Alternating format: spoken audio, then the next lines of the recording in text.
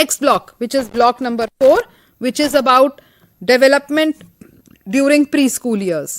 So ये अब हम block 4 पे शुरू कर रहे हैं अपनी वार्तालाप। और जैसा कि हम जानते ही हैं, हमारा जो ऑर्डर है, हम सबसे पहले physical and motor development during pre school years, इस पे हम बात करेंगे। ऑब्वियसली बच्चा जैसे जैसे बढ़ रहा है तो उसका शारीरिक विकास भी बढ़ रहा है, उसकी फिजिकल डेवलपमेंट हो रही है, उसके हर प्रकार से शरीर में वृद्धि हो रही है, और मोटर कोऑर्डिनेशन यानी जो फाइन और ग्रॉस मोटर, सूक्ष्म और स्थूल क्रियात्मक विकास है, वो बढ़ रहा है।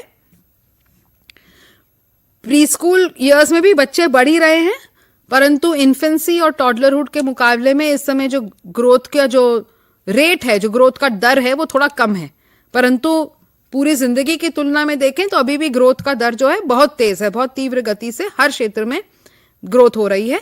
और प्रति ईयर बच्चा 2 से 3 इंच हाइट में गेन करते हैं और उनका वेट अबाउट 2 किलो हर साल बढ़ता है। ये कुछ एवरेज वेट एंड हाइट बताए गए हैं प्री स्कूल बच्चों के, आपके ब्लॉक्स में भी उपलब्ध हैं सबके। और प्री स्कूल ईयर्स में मसल टिश्यू है, जो मसल जो है वो मसल टिश्यू ज्यादा बनने लगता है। इंटरनल ऑर्गन्स, वेरियस सिस्टम्स जो बॉडी के हैं वो ज्यादा रिफाइन होने लगते हैं। बोन्स जो हैं सख्त होने लगी हैं, फिर भी अभी वयस्क के मामले में, एडल्ट्स के मामले में बहुत ही नरम है बोन्स। इसीलिए बच्चे इतना गिरते पड़ते हैं तो उनकी हड्डी नहीं टूटती, क्योंकि अभी हड्डी नरम है। और यदि बच्चे की कोई हड्डी पूरी टूट भी जाए तो वो दोबारा आसानी से वहां पे जुड़ जाती है। वही हड्डी अगर किसी एडल्ट की 2 टुकड़े में हो तो आपको सर्जरी करानी पड़ेगी, परंतु क्योंकि बच्चों की हड्डियां हैं, नरम है, मुलायम है, 18 वर्ष तक अपने आप ही पुनः दोबारा जुड़ जाती है। ऑब्वियसली डॉक्टर के पास तो जाना ही पड़ेगा। इस समय जो आपको याद होगा, आपका centre head to toe principle of development जो था, इन्फेंसी में हेड था, टॉडलरहुड में चेस्ट था, और अब प्री स्कूल ईयर्स में जो डेवलपमेंट है वो बच्चे की लेग्स की तरफ आ रही है। तो लेग्स का विकास काफी तेज गति से हो रहा है।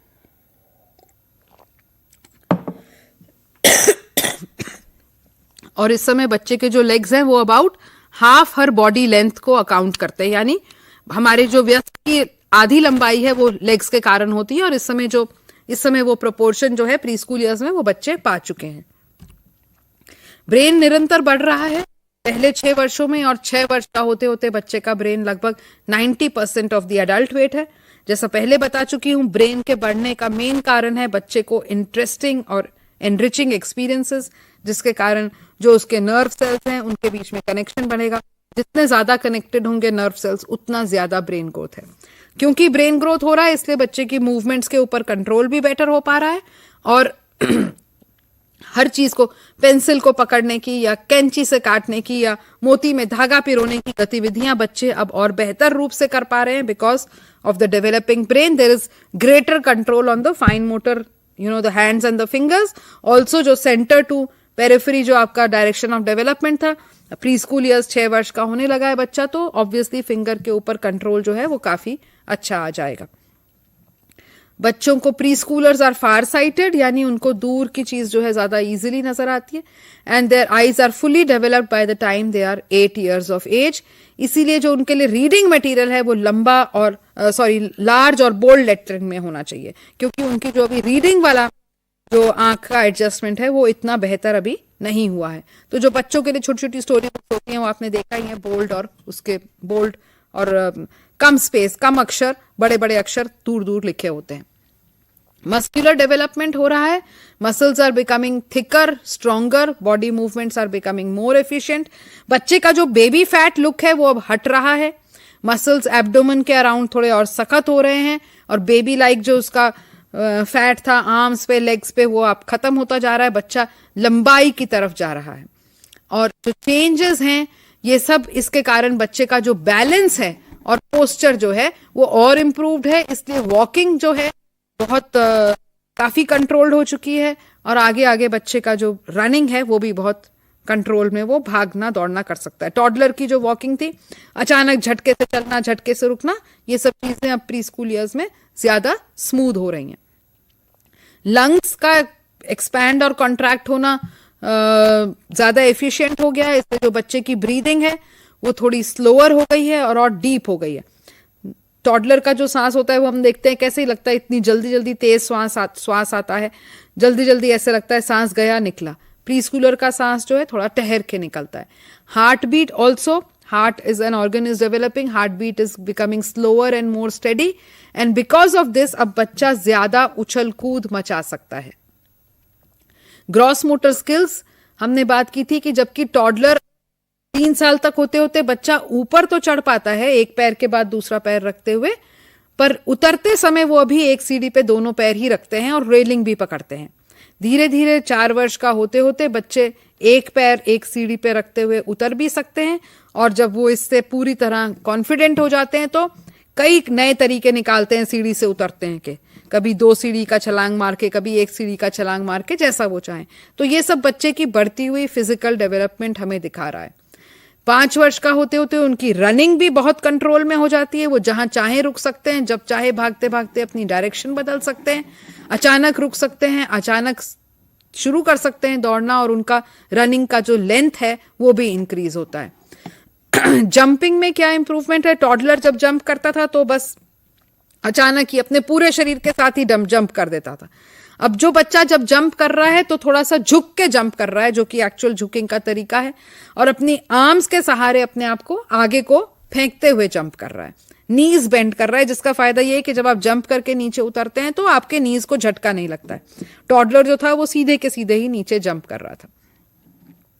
और लगातार बच्चे ऑब्स्टिकल से जंप करने उनको अच्छा लगता है, ऊंचाई की ऑब्स्टिकल हो या लंबाई में हो.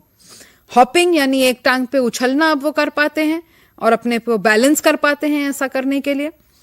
और इस समय आप देखेंगे स्टापू जैसे खेल इस समय निकल के आते हैं, या एक दूसरे को लंगड़ी टांग वाला जो खेल, हॉप एंड चेज जो है, लंगड़ी टांग वाला खेल इस समय निकल के आता है क्योंकि बच्चा ये सब कर पा रहा है. स्किपिंग भी बच्चे, रस्सी कूदना जो है 6 इयर्स के अराउंड शुरू हो जाती है. बॉल को फेंकने, थ्रोइंग और कैचिंग की प्रक्रिया भी उनकी ज्यादा रिफाइन हो जाती है. पहले जब बच्चा ऐसे ही बॉल फेंक देता था और आती थी तो अपने शरीर को लेके पकड़ता था, अब बच्चा अपनी थोड़ी बॉडी को मूव करके, रोटेट करके बॉल फेंकता है और पैर उसके जमीन पे काफी सुदृढ़ तरीके से लगे रहते हैं.